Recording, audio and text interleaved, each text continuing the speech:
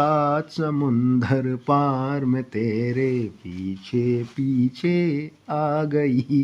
उनको बोलो भैया सात समुंदर नहीं है भाई, ओशन 5 ही होते हैं। हमारी दिव्या भारती मैडम थी, 92 के टाइम के अंदर उनकी डेथ हो गई है।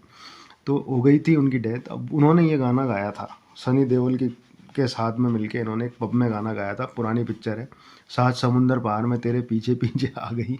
Hello, good evening to all of you. मेरे वीडियो में आप लोगों का बहुत बहुत स्वागत है। तो जैसा कि मैं आपको बताता चलूँ कि पिछले वाला जो वीडियो था उसके अंदर मैंने आपसे बात की थी कॉन्टिनेंट्स की या महाद्वीपों की और द्वीपों की। इस वीडियो के अंदर मैं आपसे बात करूँगा ओशंस की या महासागरों की। कौन कौन से महासागर हैं, कितने तरह के महासागर हैं। तो चलिए शुरू करते हैं। तो अपना सबसे बड़ा महासागर जो इस धरती के ऊपर है वो है प्रशांत महासागर। प्रशांत महासागर को हम बोलते हैं पैसिफिक ओशन।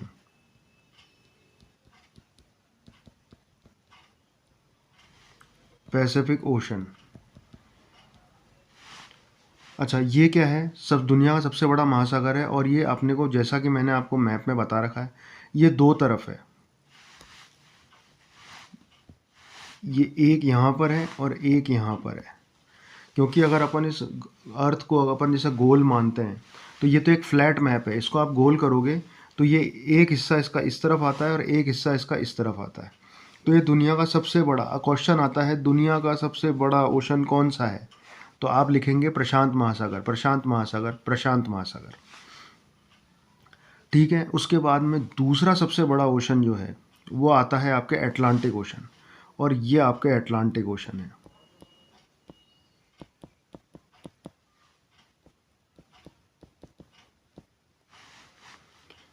अटलांटिक ओशन दुनिया का दूसरा सबसे बड़ा। तो आपके इसमें क्वेश्चन आएगा कि दुनिया का दूसरा सबसे बड़ा महासागर कौन सा है? तो आप लिखेंगे अटलांटिक महासागर या अटलांटिक ओशन, अटलांटिक महासागर या अटलांटिक ओशन।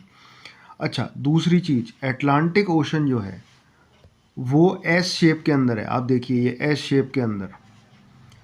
तो क्वेश्चन कई बार बनता है कि एस शेप में कौन सा ओशन है, एस शेप में कौन सा ओशन है? तब भी आप क्या लिखेंगे? अटलांटिक। दूसरा सबसे बड़ा अटलांटिक, एस शेप वाला ओशन अटलांटिक।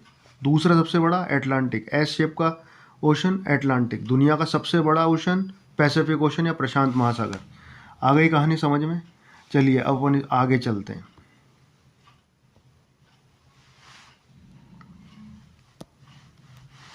अब अपन बात करते हैं दुनिया के तीसरे सबसे बड़े महासागर की। उस महासागर का नाम है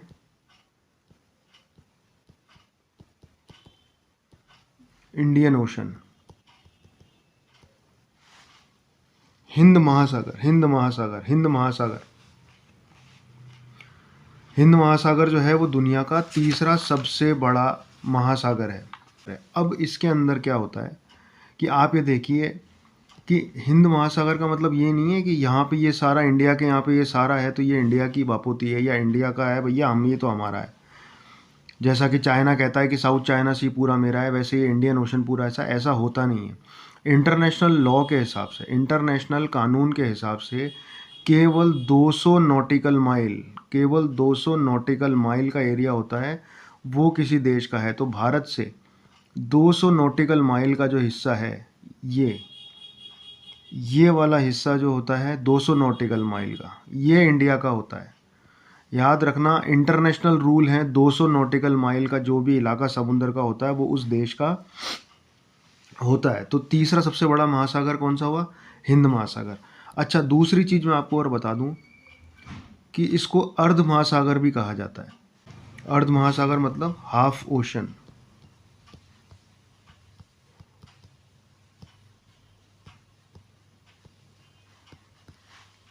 इसको हाफ ओशन भी कहते हैं। हाफ ओशन क्यों कहते हैं? क्योंकि इसके ऊपर, इंडियन ओशन के ऊपर लैंड है, इसके ऊपर लैंड है, और जिस ओशन के ऊपर लैंड है उसको हम हाफ ओशन कहेंगे। तो इंडियन ओशन हाफ ओशन या अर्ध महासागर भी कहा जाता है या आधा महासागर भी कहा जाता है। तो दुनिया का सबसे बड़ा महासागर प्रशांत महासागर नंबर 1। दुनिया का सबसे बड़ा महासागर अटलांटिक महासागर नंबर 2। एस शेप का महासागर अटलांटिक महासागर। तीसरा सबसे बड़ा महासागर हिंद महासागर नंबर 3। अर्ध महासागर हिंद महासागर एक ही है।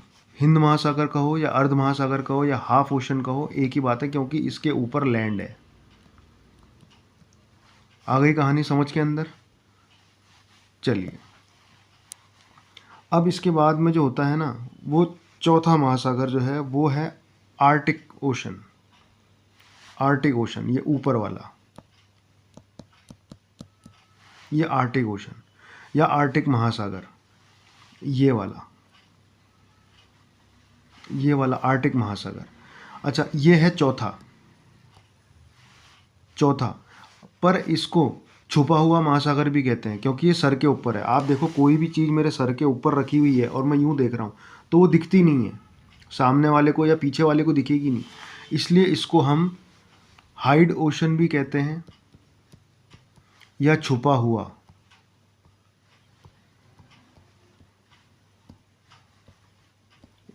हुआ महासागर भी कहते हैं। तो चौथे नंबर का सबसे बड़ा महासागर आर्टिक ओशन, इसको हम हाइड ओशन या छुपा हुआ महासागर भी कहते हैं। ठीक है, 4। अब पहले तो क्या थे, 4 ही थे। फिर बाद में geographical association of the world है, उसने 5वें को मान्यता दे दी। 5वां कौन सा था आपके, ये वाला साउथ ओशन।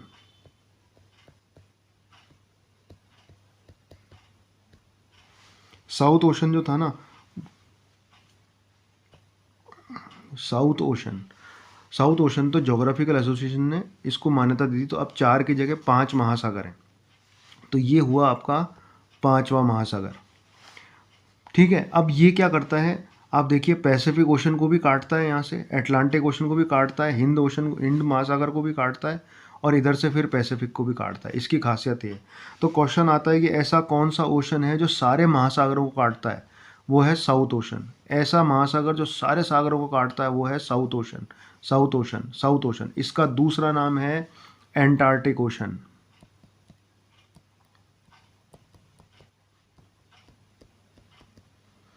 पर इसका रियल नाम है साउथ ओशन। दुनिया का 5वां सबसे बड़ा महासागर साउथ ओशन। ये वो ओशन है जो दुनिया के सारे ओशनों को, हिंद महासागर, प्रशांत महासागर, अटलांटिक महासागर को काटता है, केवल आर्टिक ओशन को छोड़ के ये सबको काटता है। ठीक है, इसके अलावा इसका दूसरा नाम है एंटार्क्टिक ओशन, जिसको हम बोलते हैं, पर इसका असली नाम है साउथ ओशन। अब आगे कहानी आती है, ये कहानी आती है कि geographical survey of the world या geographical association of the world थी, उसने क्या किया, बोले कि यार ये ओशन जो है बहुत बड़े बड़े हैं। अब आज सपोज़ करो कि यहाँ पर एक्सीडेंट हो गया, इस जगह एक्सीडेंट हो गया, तो जो एक्सीडेंट वाला होगा वो बोलेगा कि मैं पैसिफिक ओशन में फंसा हूँ। तो पैसिफिक ओशन में कहाँ फंसा है, तो उसको वो यहाँ ढूंढ रहे हैं। वो एक्सीडेंट तो हुआ है यहाँ, ढूंढ रहे हैं यहाँ। ढूंढ कहाँ पे रहे हैं, इस इलाके में, साउथ अमेरिका के इलाके के यहाँ पे, और एक्सीडेंट हुआ है नॉर्थ अमेरिका के इलाके के, नॉर्थ अमेरिकन पैसिफिक ओशन में। तो इन्होंने बोला कि इसको रिसर्च के हिसाब से, केवल रिसर्च के हिसाब से, ध्यान रखना ओशन 5 ही हैं, रिसर्च के हिसाब से 2 भागों में तोड़ दिया जाएगा। 2 भागों में कैसे, आप ये देखिए, इसको यहाँ से, ये नॉर्थ पैसिफिक, ये साउथ पैसिफिक, इसको 2 टुकड़ों में, ये नॉर्थ अटलांटिक, ये साउथ अटलांटिक। अब अगर एक्सीडेंट हुआ ऊपर यहाँ पर, तो वो बोलेगा जहाज वाला कि मैं नॉर्थ पैसिफिक में फंसा हूँ, तो उसकी रिसर्च या उसकी खोज नॉर्थ पैसिफिक में होगी। इस तरीके से इन्होंने खाली अपनी सहूलियत के लिए इसको बांट दिया। तो अब ओशन कितने हो गए, number 1 north Pacific, number 2 south Pacific, number 3 north Atlantic, number 4 south Atlantic, number 5 Indian ocean, number 6 Antarctic ocean या साउथ ओशन, और नंबर 7 आर्टिक ओशन। तो आर्टिक ओशन होते ही जो थोड़ा स्मार्ट लड़का होगा ना तो वो गाना गाएगा, सात समुंदर पार में तेरे पीछे पीछे आ गई। उनको बोलो भैया सात समुंदर नहीं है भाई, ओशन 5 ही होते हैं। हमारी दिव्या मैडम, दिव्या भारती मैडम थी, 92 के टाइम के अंदर उनकी डेथ हो गई है। तो हो गई थी उनकी डेथ, अब उन्होंने ये गाना गाया था सनी देओल की के साथ में मिलके। इन्होंने एक पब में गाना गाया था, पुरानी पिक्चर है, सात समुंदर पार में तेरे पीछे पीछे आ गई। तो ये सात समुंदर नहीं है, खाली रिसर्च के हिसाब से है। बाकी वैसे आपके ओशन केवल और केवल 5 होते हैं, केवल और केवल 5 होते हैं, 5, ओनली 5। ठीक है, आई बात समझ के अंदर? तो आ गई बात समझ में आपके। ओशन केवल 5 ही होते हैं, उनको टुकड़ों में केवल अपनी सहूलियत और रिसर्च के हिसाब से geographical association of the world है, उसने अपनी सहूलियत के हिसाब से तोड़ा है। चलिए, ये तो हो गई ओशन की बात। अब अपन बात करते हैं डायरेक्शन की। आप ये देखिए, ये होता है नॉर्थ, ये होता है साउथ, ये होता है ईस्ट और ये होता है वेस्ट। डायरेक्शन ये होता है। अब क्या होता है कि कोई बंदा इंटरव्यू के अंदर जाता है, एक एग्जांपल के लिए बोलता हूँ, एक बंदा इंटरव्यू के लिए गया। इंटरव्यूअर ने पूछा कि हिमालय कहाँ पड़ता है, हिमालय कहाँ पड़ता है। उसने बोला कि साहब हिमालय जो है वो नॉर्थ में पड़ता है। तो उस बंदे ने ये बोला, जो इंटरव्यू लेने वाला था, बोले मैंने ये कब पूछा आपसे कि इंडिया में हिमालय कहाँ पड़ता है।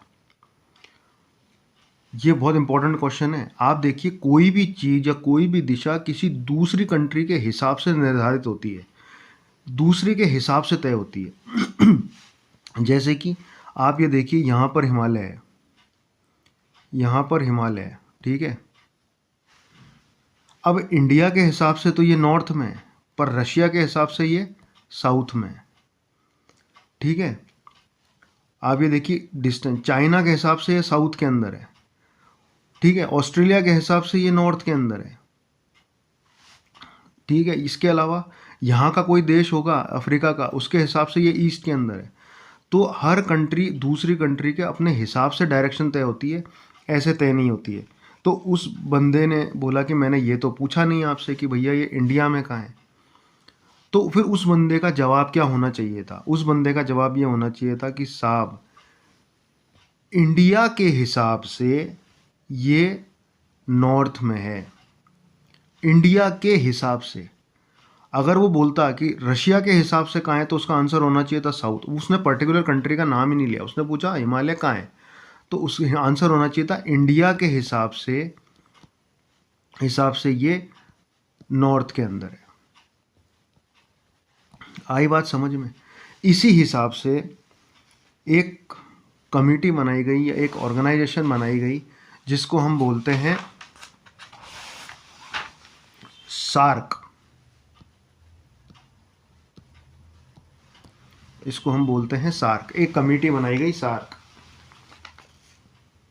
अब इस सार्क का मतलब क्या होता है ये मैं बताता हूँ आपको। सार्क देखिए, SAARC। एस का मतलब होता है साउथ, ए का मतलब होता है एशियन, फिर ए का मतलब होता है एसोसिएशन,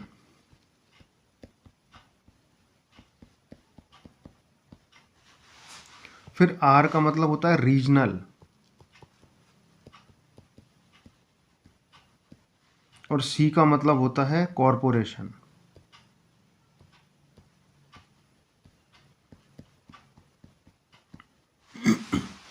तो सार्क का मतलब हुआ South Asian Association for Regional Corporation. Region की कॉरपोरेशन को बढ़ाने के लिए, आपसी सहयोग बढ़ाने के लिए ये एक कॉरपोरेशन बनी गई, जिसका नाम था सार्क, SAARC, सार्क। अब इस सार्क के अंदर कितनी कंट्रीज आती थी ये मैं आपको बताता हूँ। इस सार्क में कितनी कंट्रीज आती थी, तो आप ये देखिए, number 1 Maldives, number 1 Maldives. Number 2 India. Number 3 Sri Lanka. Number 4 Pakistan. Number 5 Afghanistan. Number 6 Nepal. Number 7 Bhutan. और नंबर 8 बांग्लादेश। ये 8 कंट्री हुई। ये 8 कंट्री का मिलाकर के बनता है सार्क। वापस सुन लो। नंबर 1 सबसे बड़ी कंट्री से लेते हैं India. Number 2 Pakistan.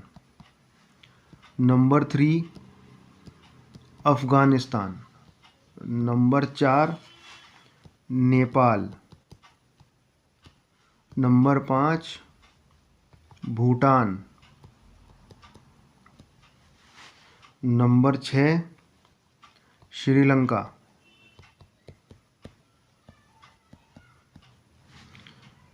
Number 7 Maldives. और 8वें नंबर के ऊपर है बांग्लादेश। तो ये 8 देश मिलके बनाते हैं सार्क। तो ये अपना आज का ये वीडियो जो है ये यहीं ख़त्म होता है। आपको मैंने बता दिए महाद्वीप क्या होता है, उपमहाद्वीप क्या होते हैं, मैंने आपको बता दिए कि कॉन्टिनेंट्स क्या होते हैं। इसके अलावा मैंने आपको बता दिया ओशंस कैसे, महासागर क्या होते हैं और सार्क देश क्या होते हैं। तो ये मेरा वीडियो आज का ख़त्म होता है। अगला वीडियो में फिर मैप क्लास के ऊपर लाऊंगा। इसको मैप अभी अपना लंबा चलेगा। तो मेरे चैनल को लाइक शेयर सब्सक्राइब ज़रूर करें, बेल आइकन की घंटी बजाना ना भूलें, नहीं तो आपको मेरे वीडियो नहीं मिलेंगे। तो आज के वीडियो में इतना ही। जय हिंद।